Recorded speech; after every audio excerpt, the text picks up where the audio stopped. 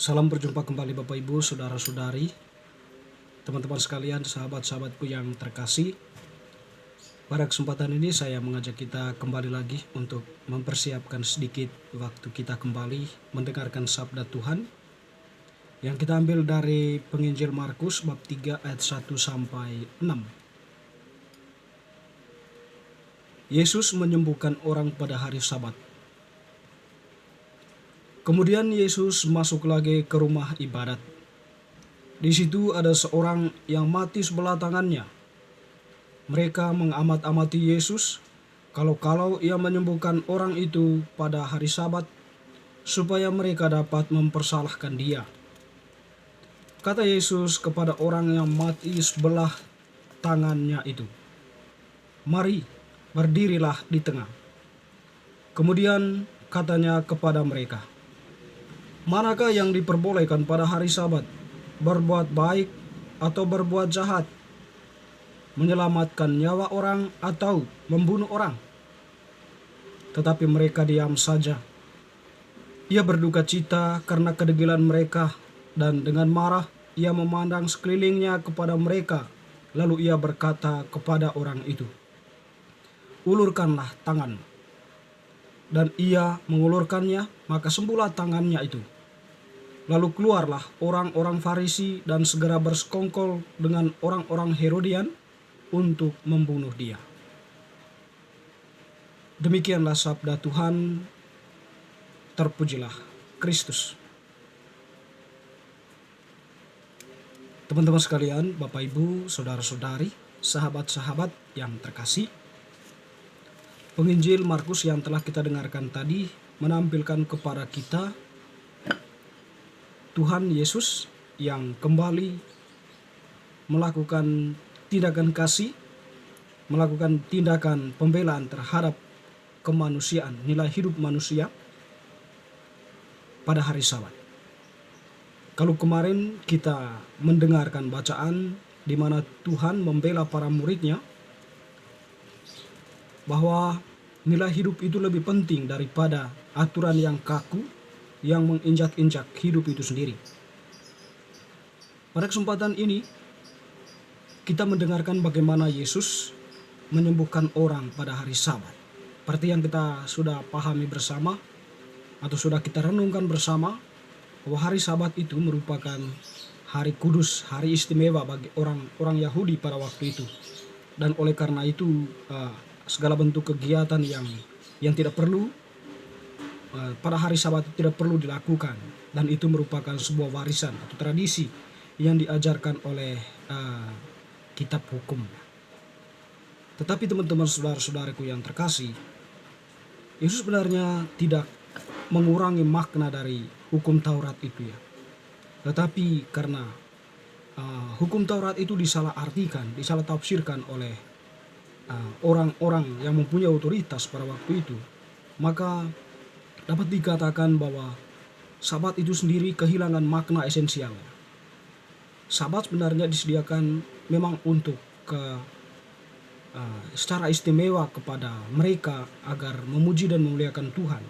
Namun tidak diartikan secara sempit ya.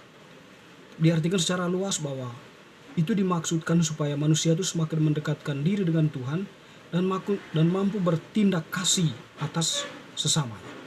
Pada kesempatan ini Yesus sebenarnya menampilkan hal itu. Jadi ketika Yesus menyembuhkan orang pada hari Sabat, dia tahu bahwa ada orang-orang yang memata-matai dia. Dikatakan tadi orang-orang Farisi ya, dan juga orang-orang Herodian, bahwa mereka memata-matai Yesus kalau Yesus melakukan tindakan penyembuhan pada hari Sabat. Yesus tahu itu.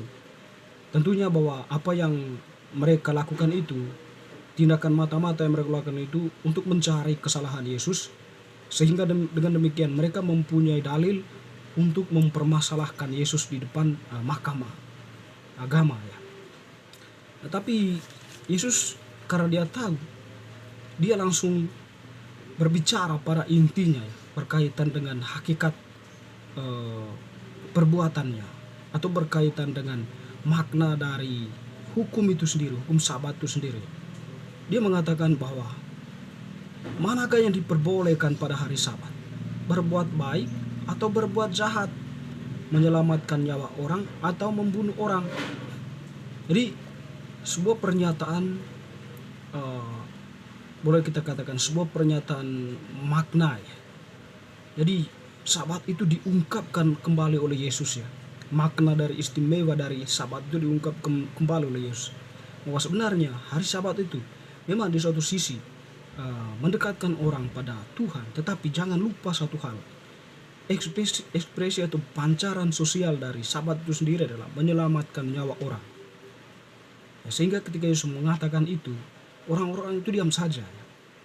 Ya, karena mereka tahu bahwa mereka mempersempit makna Sabat itu dengan hal-hal tadi itu. Tidak boleh menyembuhkan orang pada hari Sabat ya.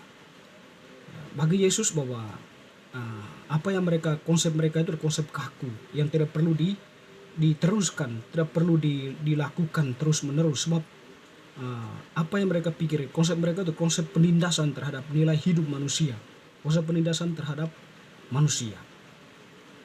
Oleh karena itu Yesus kemudian tetap melakukan tindakan kasih yang mau menunjukkan kepada mereka bahwa Allah itu tidak pernah atau tidak melarang setiap orang melakukan tindakan kasih kapan dan dimanapun. Dan tindakan kasih yang dilakukan Allah juga itu sebenarnya mau menegaskan kepada mereka makna dari Sabat itu sendiri, bahwa manusia itu atau mereka harus memancarkan Sabat itu dalam tindakan kasih.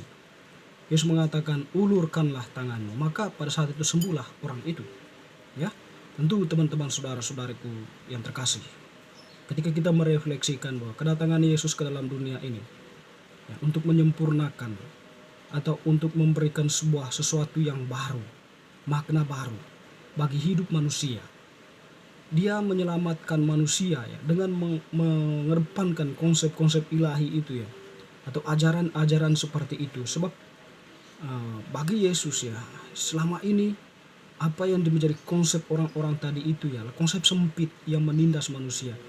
Allah di sini menampilkan sebuah konsep ilahi di mana penting sekali ya membangun sebuah relasi vertikal dengan Allah, tetapi sekaligus horizontal terhadap sesama. Salib ya, itulah makna salib sekiranya yang mau ditampilkan juga di sana. Teman-teman saudara-saudariku yang terkasih, keegoisan, nafsu liar dari orang-orang Farisi dan orang-orang Herodian itu ya sudah menjadi melekat kuat dalam diri mereka ya. Mereka sudah menaruh benci kepada Yesus sehingga mereka pun bersekongkol ya, bagaimana cara untuk membunuh Yesus. Ya, tentu di sini ya kita lihat kebenaran itu senantiasa mendapatkan tantangan besar. Setiap orang yang bertahan di dalam kebenaran akan menyelamatkan nyawanya, sebagaimana dikatakan oleh Tuhan sendiri dalam kesempatan penginjil yang lain. Bertahan dalam kebenaran artinya tetap memperjuangkan kebenaran itu meskipun akan ada banyak tantangan yang dihadapi. Tuhan sendiri, Roh Kudus sendiri yang akan berbicara membela kita, membela orang-orang yang berjuang atas nama kebenaran. Teman-teman saudara-saudariku yang terkasih, bacaan ini memberikan pesan sekiranya kepada kita bahwa konsep kita sebagai manusia yang sempit, yang terbatas dengan menindas sesama itu sebenarnya tidak dikehendaki oleh Allah. Sebagai orang yang telah dibaptis, Allah sudah memberikan konsep baru kepada kita. Bagaimana seharusnya kita hadir di tengah dunia ini. Kita hadir sebagai boleh dikatakan duta kebenaran atau hadir sebagai utusan Allah untuk memancarkan apa menjadi kehendak Allah, yaitu kasih terhadap sesama. Ketika kita berada dalam posisi menyingkirkan atau berpikir kaku terhadap yang lain, pada kesempatan itu sebenarnya kita sedang berada dalam konsep sempit seperti orang-orang tadi. Kita tidak menyadari dengan sungguh bahwa kita sekarang milik Allah. Ya, kita sekarang itu adalah anak Allah yang sudah diberikan kepada kita ya konsep-konsep kebenaran ilahi. Sekarang tugas dan tanggung jawab kita bagaimana mempraktekkan itu dalam kehidupan nyata. Pertama-tama atau yang utama adalah bagaimana membela hidup itu. Mempertahankan nilai kehidupan itu. Hidup itu lebih berharga daripada hukum-hukum kaku, konsep-konsep kaku yang kita ciptakan sendiri, yang kita produksikan sendiri sebagai manusia yang terbatas. Allah membongkar semuanya itu agar kita tetap setia pada iman dan mempraktekannya dalam kehidupan nyata dengan mencintai sesama apapun dia, menerimanya sebagai saudara dalam Tuhan. Semoga bacaan hari ini semakin meneguhkan iman kita. Amin.